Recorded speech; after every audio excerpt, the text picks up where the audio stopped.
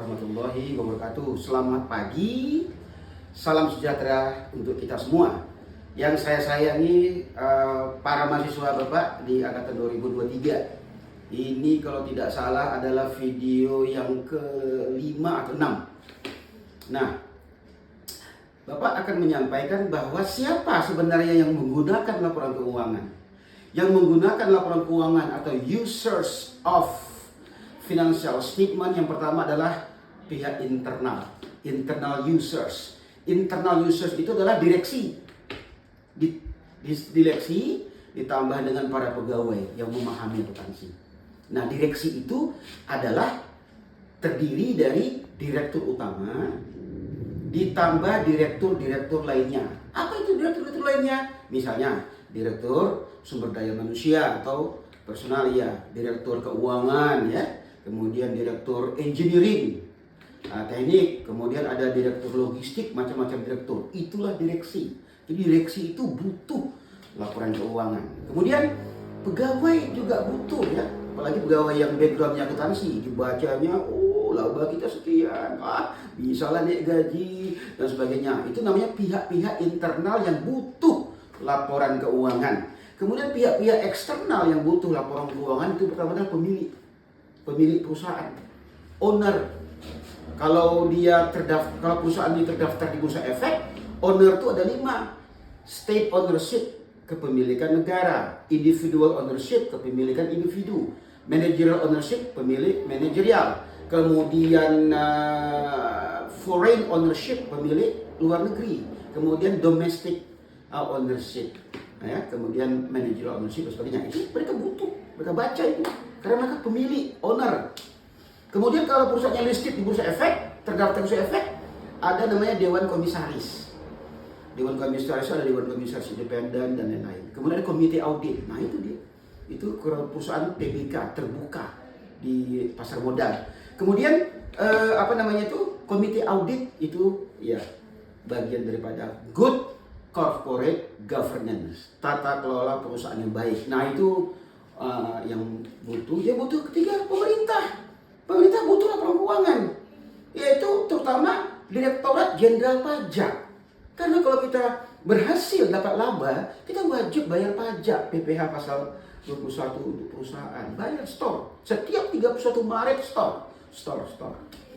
Kemudian perbankan, bank butuh laporan keuangan. Kenapa butuh? Ya karena kadang-kadang direksi butuh duit, pinjam kemana kalau nggak ke bank. Bank akan ACC kalau laporan keuangannya bagus, wajar tanpa syarat, kemudian projected labanya mantap. Nah, jadi perbankan butuh. Siapa lagi? Lembaga swadaya masyarakat itu juga butuh dia. Misalnya Serikat Pekerja Seluruh Indonesia butuh. Kenapa? Supaya perusahaan tidak sembarangan ngasih gaji ke pegawai. Ya, Bapak selaku dosen akuntansi keuangan dan sebagainya butuh laporan keuangan. Kenapa? Karena saya akan melakukan riset penelitian di bidang laporan keuangan. Nah, itulah para pemakai laporan keuangan. Nah, Bapak lanjutkan terus ke ilmu pengantar akuntansi 1, accounting principle 1. Yang paling penting kita tahu, laporan keuangan itu terdiri dari apa saja? Laporan keuangan, laporan laba rugi, ya. Kemudian apa? Yang kedua, laporan perubahan modal atau laporan perubahan ekuitas. Yang ketiga apa? Laporan perubahan kas. Laporan ketiga. Keempat apa? Sebelum laporan perubahan kas itu ada namanya neraca. Dulu namanya neraca balance sheet, sekarang namanya laporan perubahan ekuitas. Ya, laporan perubahan posisi keuangan, statement of financial position, baru catatan atas laporan keuangan, notes to financial statement. Jadi bisnis itu ada 3 setidak-tidaknya dilakukan oleh orang. Pertama, bisnis yang bergerak di bidang jasa. Contohnya apa? Buka praktek dokter, buka kantor akuntan publik, ya, buka apoteker, apotek. Nah, ini jasa. Ya. Kemudian sarjana hukum yang membela hukum itu namanya pengacara, ya. Kemudian ikatan ahli hukum itu perusahaan jasa. Mereka membuat laporan keuangan ini gampang aja.